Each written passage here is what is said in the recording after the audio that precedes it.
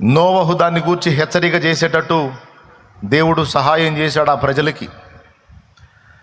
సమాచారం ఇవ్వకుండా దేవుడు ఉగ్రత రానివ్వలేదు. ఉగ్రత రప్పించే ముందు దేవుడు వారికి సమాచారం ఇప్పించాడు. నాకు తెలిసి కొన్ని సంవత్సరాలే నోవహు వారికి ప్రకటించాడు. అన్నలారా, దేవుడు మాట్లాడాడు. మరి భూమి మీద మీ దుర్మార్గం విస్తారమైపోయింది, పాపం విస్తరించింది, దేవుడు తట్టుకోలేకపోతున్నాడు.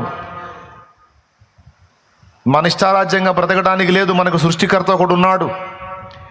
మనందరికీ ముక్కు, కళ్ళు, చెవులు, నోరు, నాలుక, కాళ్ళు, చేతులు, శరీరం అంతటిని నిర్మించిన నిర్మాణకుడు ఒకడు ఉన్నాడు. మనల్ని మనం నిర్మించుకోవాలా, మన అమ్మ అయ్య కూడా నిర్మించాలా. వాళ్ళని మనల్ని మొత్తాన్ని తన చేతులతో నిర్మించిన వాడు.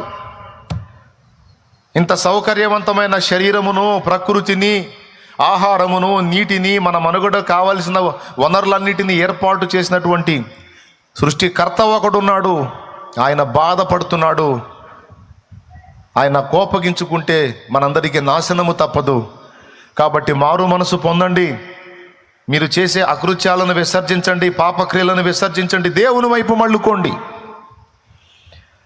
అని వారి విచ్చలవిడి జీవితాన్ని ఖండిస్తూ దేవుని నీతిని ప్రకటించాడు నోవా అని హెబ్రీ పత్రిక 11వ అధ్యాయము 5, 6, 7 వచనాలు మనం చదివితే ఉంటుంది అక్కడ.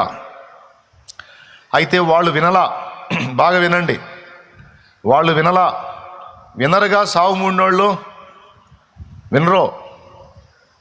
ఇప్పుడు మీరు కూడా కొంతమందికి కొన్ని హెచ్చరికలు చెప్తారు. చెప్పినప్పుడు వాళ్ళు తీసుకోరు. వాటిని తీసుకొని దిద్దుకుంటే ధన్యులే, కానీ తీసుకోరు. తీసుకోకుండా మీ కళ్ళ ముందే పతనం అవుతారు. అప్పుడు బాధపడతారు. మీరేమనంటే, చెప్తే విన్నారు కాదు, ఇప్పుడు చూడు ఎంత తలకాయ నొప్పి తెచ్చుకున్నారు అని. అట్లాగా సావు మూడినోడు వినడు.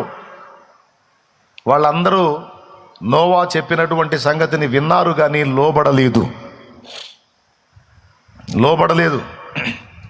నోవా తన ఫ్యామిలీకి కూడా చెప్పాడు, వాళ్ళు వదిలే, మీరన్నా నా మాట వింటారా? వాళ్ళ దృష్టికి పిచ్చోళ్ళలా కనపడుతున్నా, మీ దృష్టికి కూడా పిచ్చోళ్ళలా కనపడుతున్నానా? లేదు నాన్న, నువ్వు భక్తిపరుడివి, నువ్వు దేవుని యందు భయభక్తులు కలిగిన వాడివి, దేవునితో నడుస్తున్న వాడివి. లేదు నీ మాట మేము వింటాం, నీ మాట మేము సీరియస్గా తీసుకుంటామని కొడుకులు అన్నారు.